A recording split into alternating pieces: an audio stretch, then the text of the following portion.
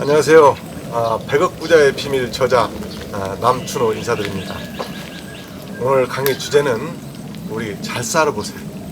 옛날에 잘 살아보세 새마을운동 하신 분들이 있을 겁니다. 50대, 60대, 70대 분들. 그러나 우리나라가 지금은 잘 삽니다. 수출 하위국가가 됐습니다. 오늘 주제는 잘 살아보세라는 주제는 우리가 중장년층들이 수도권에 많이 있습니다. IMF 때 정말 많이 부도났습니다. 저 역시도 중소기업에다가 한 15년 중소기업을 했습니다. 제조업을 해서 해외 중국의 공장도 짓고 국내 공장도 짓고 수출도 하고 그랬습니다. 자, 그 시절에 80년대 시절 그 시절은 서울이 대단했습니다. 서울 주변 경기 지역이 부동산이 끓었습니다. 그 시절에 제가 제조업을 했으니까 잘못될 수도 있었던 원인입니다. 제가 그때 부동산을 했다면 지금 재벌됐을 겁니다. 그때 친구들, 라이무스나 노타리 클럽의 이런 친구들이 만났던 친구들은 가구점이나 철물점이나 이렇게 했던, 아니면은 뭐 쉽게 해서 안 좋은 직업 같은 가진 사람들, 이런 사람들도 매년 주기적으로 돈을 벌어서 땅을 샀던 겁니다. 전국에. 그게 목동이나 중동이나 분당이나 일산이나 이런 곳에 땅을 대거 논밭을 산 겁니다. 논밭을 샀는데 그 시절 논밭은 지금 다 도시로 확장됐습니다. 자, 기업을 해서 수출했던 사람들은 IMF 때 어음 제도 앞에서 다 무릎을 꿇었습니다. 한 기업이 천국은업이 딱 무너지게 되면 그 밑에는 우수수합니다. 우수수합니다. 그래서 저 역시 부도를 나서 IMF 때 많은 걸 잃었습니다. 지금 중장년층들이 수도권에 어마어마하게 많습니다. 지하 단칸방에서 어렵게 사는 사람이 너무너무 많습니다. 그러나 그분들이 정상적으로 수출을 했고 정상적으로 제조업을 했고 어느 어음 제도 앞에서 망했다면 국가가 그 사람들을 보장해줘야 되는 사회가 돼야 됩니다. 이런 대통령이 꼭 나와야 됩니다. 50대, 60대 분들이 수출을 많이 했고 제조업에 세금을 많이 낸 사람들, 이런 사람들이 처절하게 사는 사람들은 건져주셔야 된다는 얘기입니다. 돈을 주라는 것은 아닙니다. 당진이나 이런 산업단지에 임대주택을 대거 줘서 그냥 임대주택 공짜로 주라는 얘기입니다. 그분들한테. 조건은 산업단지 근무하면 아파트를 주라는 얘기입니다. 그렇다면 인구 분산 정책이 반드시 이루어질 겁니다. 그리고 국가를 위해서 정말 세금을 많이 냈고 수출을 많이 한 사람들, 이런 사람들한테는 혜택을 줘야 되지 않겠는가 생각합니다. 그 시절에 부동산업에 뛰어들어서 땅을 사들인 사람들은 지금 어떻게 됐을까요? 분당이나 동탄이나 중동이나 전부 다 빌딩을 가지고 있습니다. 빌딩을 가지고 그 돈을 국내에 쓰면 얼마나 좋겠습니까? 해외에 전부 다 자식 교육이라고 해외 나가서 벤츠, BMW 딸 다 사주고 국내만 들으면 통장에 월세가 가득가득 쌓이니 이게 잘못된 세상이라는 얘기입니다. 이것은 반드시 바뀌어야 된다는 얘기입니다. 나도 부동산을 하고 있습니다. 그리고 저도 15,000원 가지고 출발해서 지금 자산을 100억을 만들었습니다. 100억을 만들기까지는 내가 통장에 100억이 있다는 게 아닙니다. 저도 딴 거집니다. 땅에 투자를 했다는 얘기입니다. 제가 처절하게 망해서 지하 단칸방에 살 때 친구도 내 곁을 다 떠나더라고요. 사랑과 친구, 우정 다 필요 없어요. 내가 망하면 내 곁을 다 떠납니다. 제가 재기하기 위해서 다시 시작하겠습니다. 그때 나의 불씨를 불을 붙여준 것은 돼지저금통이 내 운명을 바꿔줬습니다. 돼지저금통을 뜯으니 정확히 15,000원 정도가 나왔습니다.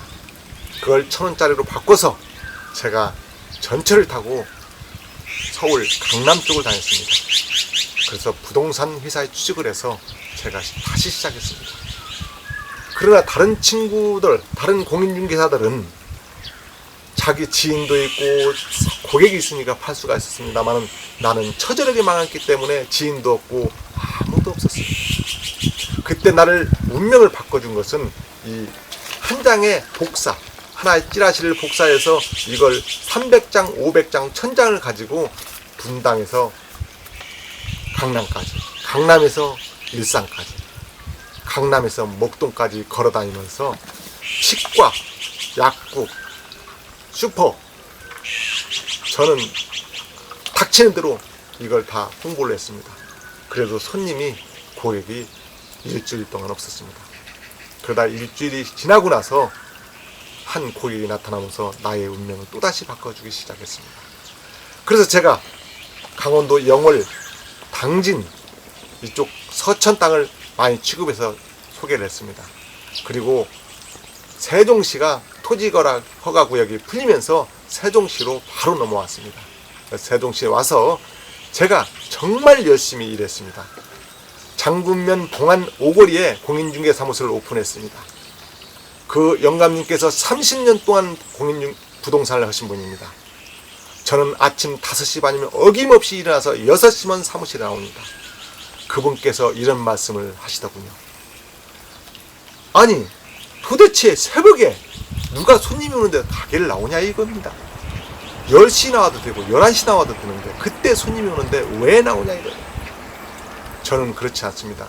기업을 했고 기업 자체가 상품이 중요합니다. 다른 부동산은 공유합니다. 같은 중개사끼리 공유를 하는데 저는 공유를 여태까지 한 번도 해본 적이 없습니다. 나는 6시 시골 동네 구석구석 다니면서 이 포스터를 붙이기 시작했습니다. 이 포스터 한 장이 나의 운명을 다시 또 바꿔줬습니다. 평생 50년, 100년 농사짓던 대대손손 농사짓던 땅들을 원가로 싸게 공급받아서 고객들한테 탁탁 내놓으니까 물건이 쭉쭉 팔리는 거예요. 그래서 7년 동안 제가 일요일날, 토요일날 한 번도 쉬지 않았습니다. 왜? 내가 돈 없는 인생은 무서운 대재앙을 겪어봤기 때문에 저는 제 길을 여기서 몸부림은 무섭게 쳤습니다. 그래서 지금 7년, 지금으로 따지면 한 9년 됐습니다.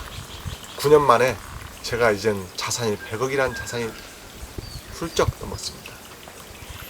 제가 30대, 40대만 갔다면 부동산업을 다시 또 하지 않습니다. 왜냐하면 저의 목표는 그게 아니었기 때문에 그렇습니다. 그러나 지금은 제가 50대, 또 60대로 접어들어가는 내 노후가 문제가 됩니다. 그래서 저는 제가 가장 싫어했던 부동산업을 뛰어들었습니다. 내가 오늘 이 옷을, 한 옷을 입고 온 원인도 어저께 이 옷을 샀습니다. 이 못입니다. 옛날에 제가 기업을 하고 수출하고 사업을 할 때 하얀 옷을 입고 머리에 기름을 쭉 바르던 사람을 내가 보기 미워했습니다. 근데 그 사람과 가까이 있던 사람들은 지금 다 빌딩을 다 가지고 살고 있습니다. 그 사람을 멀리 했던 사람은 가난하게 살고 있습니다. 그만큼 우리나라가 80년대, 90년대는 부동산이 끓었습니다. 땅만 사놓으면 돈이 됐고 아파트만 사놓으면 돈이 됐습니다. 그러나 시대가 이제 변했습니다. 아파트도 이제는 끝났습니다. 아파트 영원히 끝났습니다. 영원히. 우리 시대는 아파트를 세 채, 네 채, 다섯 채를 사서 수익을 세차를 남겼지만 지금은 사지를 않습니다. 젊은 층 역시 그 대출을 받고 융자를 보면서 그렇게 살기 싫어서 않습니다. 그래서 이젠 수도권 아파트는 그냥 끝났다고 보시면 간단합니다. 제가 7년 전에도 강의를 할 때도 그랬습니다. 아파트, 수도권 아파트는 반값 시대가 온다고 했습니다. 제가 부동산 다음 고수로 활동하면서 다음에서 제가 고수로 선정돼서 칼럼을 쓸 때 지금도 그 글이 그대로 남아 있습니다.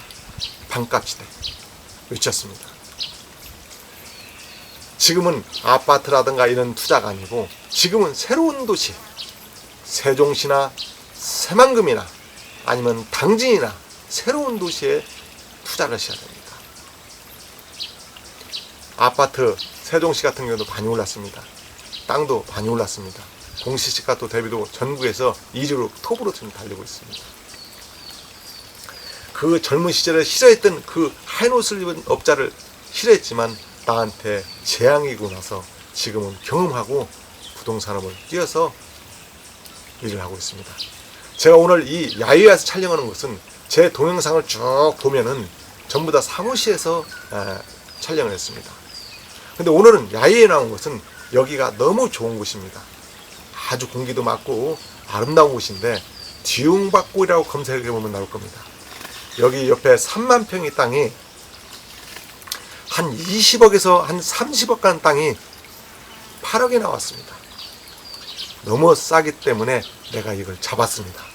잡아서 사서 내 고객들한테 다 나눠주고 내 결장 드릴 만한 데를 3,000평을 좀 놔뒀습니다. 나도 이제 노후에 살기 위해서 놔뒀습니다.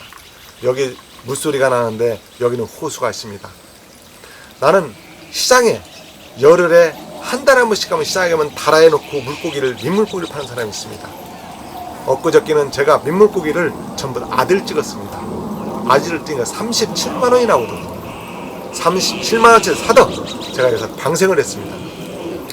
붕어, 메기, 빠가사리, 미꾸라지 할 것 없이 전부 다 방생을 했습니다. 방생 참 좋습니다. 여러분들 방생을 하십시오. 방생하면 참 좋습니다. 봉사라는 것은 사실상 어려울 때는 봉사하기 어렵습니다. 그러나 자기가 잘 살면은 주변에 어려운 사람들 도와줘야 됩니다. 저도 지금 4년 동안 한 덤도 빠짐없이 매월 250만 원 학비를 대주는 아이가 있습니다. 내가 절망에 빠졌을 때, 어려웠을 때 라면을 끓여줬던 분이 있습니다. 그때는 그 배고픔에 라면이 얼마나 맛있었는지 잊혀지지 않습니다. 그